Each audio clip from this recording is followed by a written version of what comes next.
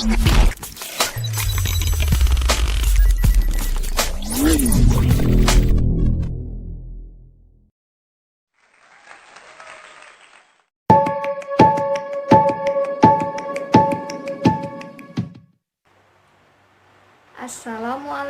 warahmatullahi wabarakatuh. Apa kabar hari ini anak-anak bunda? Alhamdulillah, mudah-mudahan kalian selalu diberi kesehatan dalam keadaan sehat, jasmani maupun rohani. Nah, baiklah, sebelum kita melakukan pembelajaran, alangkah lebih baiknya kita seperti biasanya berdoa sebelum belajar. Yuk kita bareng-bareng berdoa. Berdoa sebelum belajar.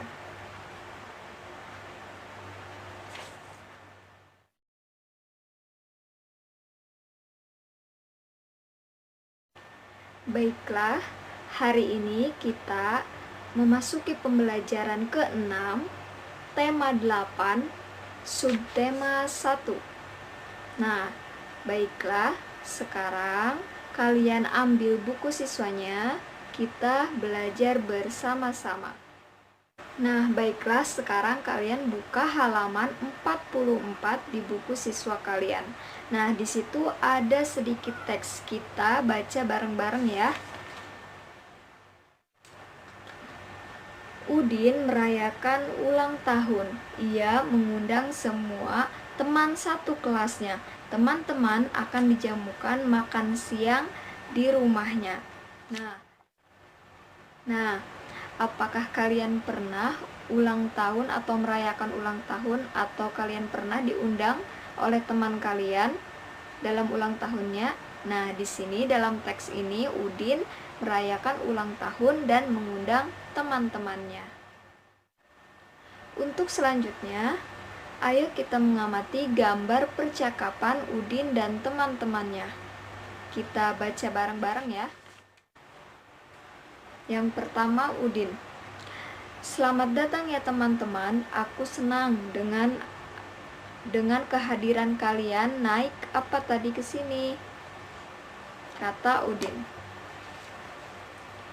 Iya, sama-sama Udin. Kami juga berterima kasih telah diundang. Kami tadi naik sepeda. Siapa saja yang diundang Udin? Pukul berapa acaranya dimulai? Kata Lani. Yang diundang ada tetangga, teman-teman, dan juga ibu guru. Acaranya dimulai pukul 2 siang. Tapi di mana ibu guru ya? Bagaimana kalau sambil menunggu kita minum saja dulu? Kata Udin. Baiklah Udin, sebelum minum kita harus berdoa.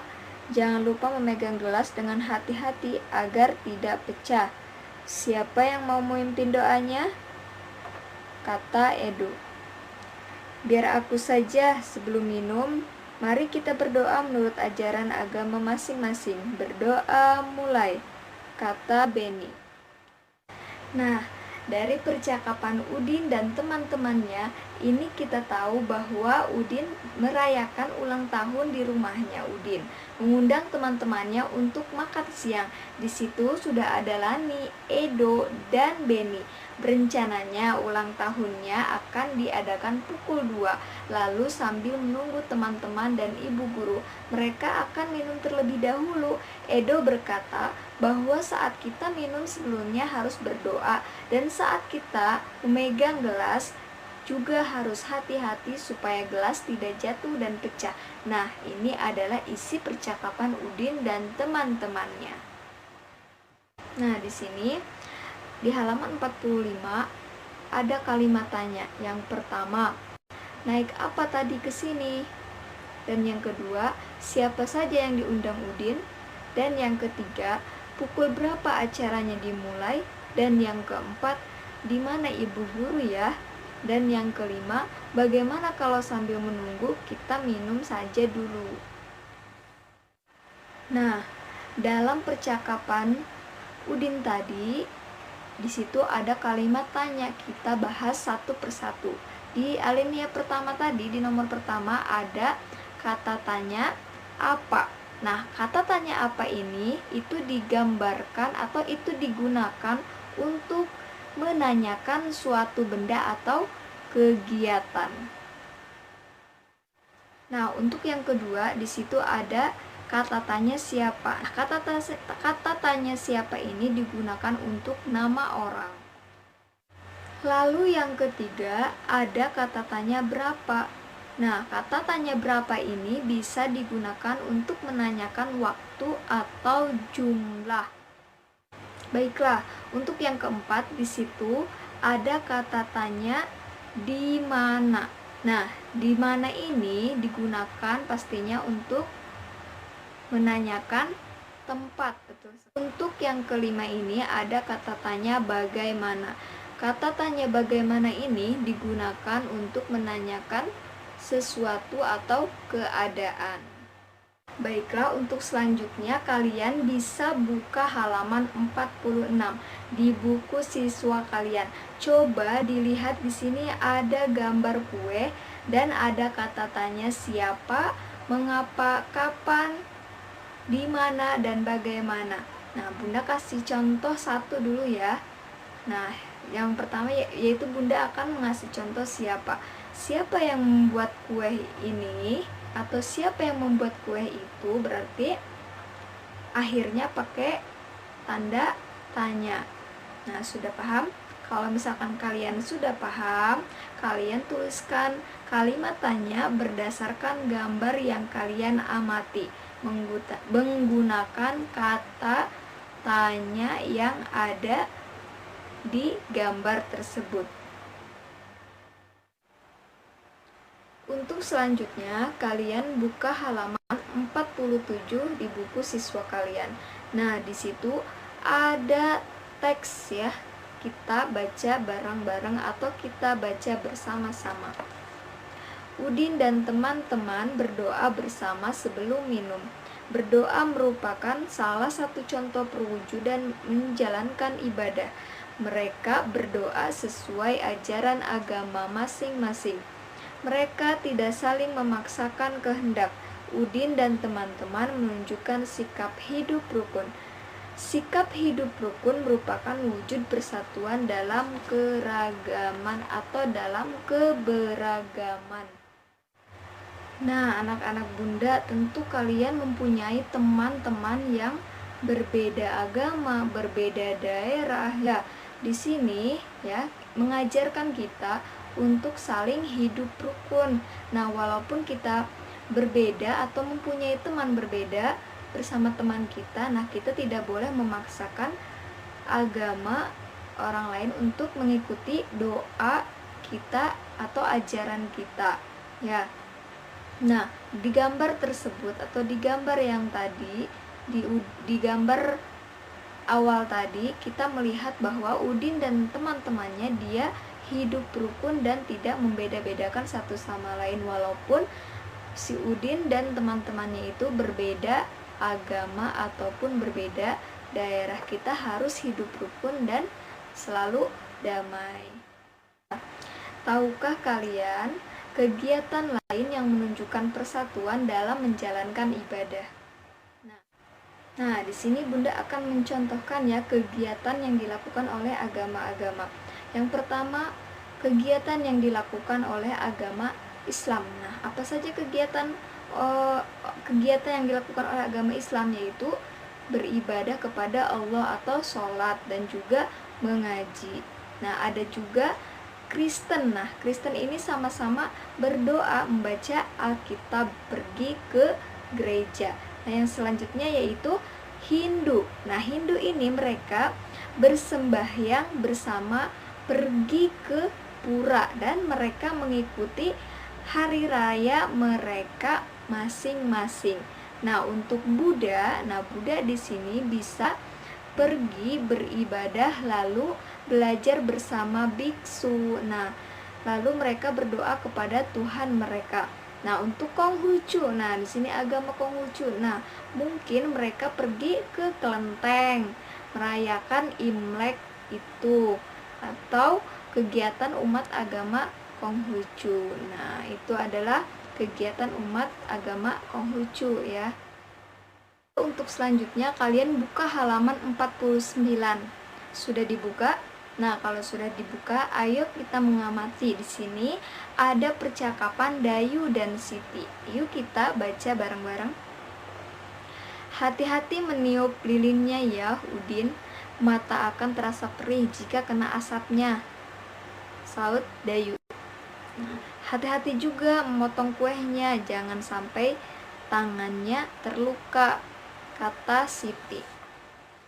Nah, di sini ada kegiatan yang kita lakukan, tetapi juga kita harus menjaga keselamatan kita.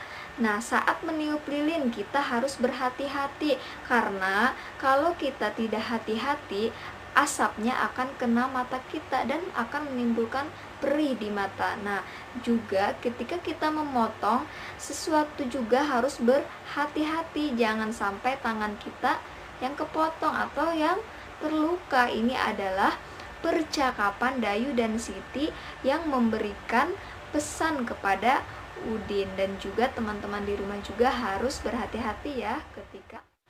Baiklah, untuk selanjutnya kita belajar halaman 49 sampai 50 ya. Nah, tadi Udin merayakan ulang tahunnya pukul 2. Nah, kita tentunya masih ingat kan, sehari semalam itu ada 24 jam. Nah, kita sekarang akan belajar waktu. Sebelumnya juga sudah dibahas tentang pembelajaran waktu. Pasti kalian masih ingat ya. Nah, sekarang buka halaman 50 ya, sebaliknya. Nah, di sini jadi dalam sehari jam berputar penuh sebanyak 2 kali. Nah, setelah pukul 12.00 siang, penulisan waktu tidak kembali ke pukul 01.00. Nah, penulisan diteruskan ke pukul 13.00 hingga pukul 24.00. Nah, pukul 24.00 ini sama dengan pukul 12 malam. Nah, sekarang perhatikan gambar berikut, masih di halaman 50. Nah, di sini ada suatu benda jam ya, atau waktu di sini. Itu di bawahnya ada keterangan siang. Nah, jarum pendeknya itu di jarum jam 2. Nah, di angka 2, dan jarum panjangnya di angka 12. Nah, waktu yang ditunjukkan oleh jam di samping adalah pukul 14. Ditulisnya berapa angkanya? Pukul 14.00.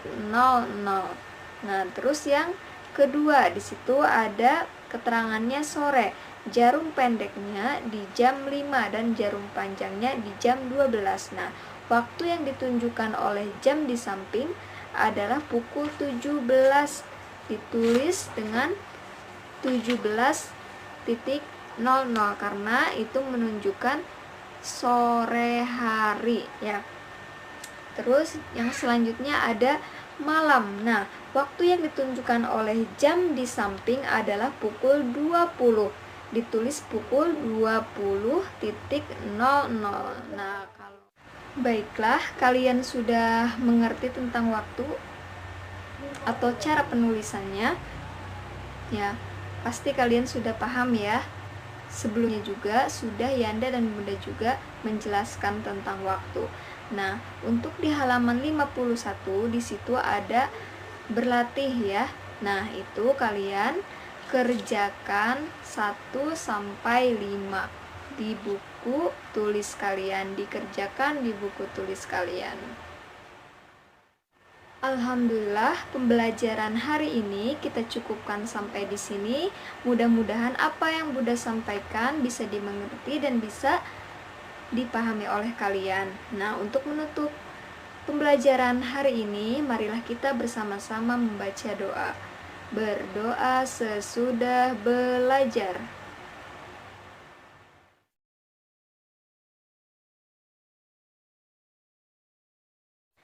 Baiklah, cukup sekian. Sampai jumpa kembali di pembelajaran berikutnya. Untuk kalian semua, anak-anak Bunda, tetap jaga kesehatan ya, dan tetap semangat terus dalam belajarnya. Terima kasih. Wassalamualaikum warahmatullahi wabarakatuh.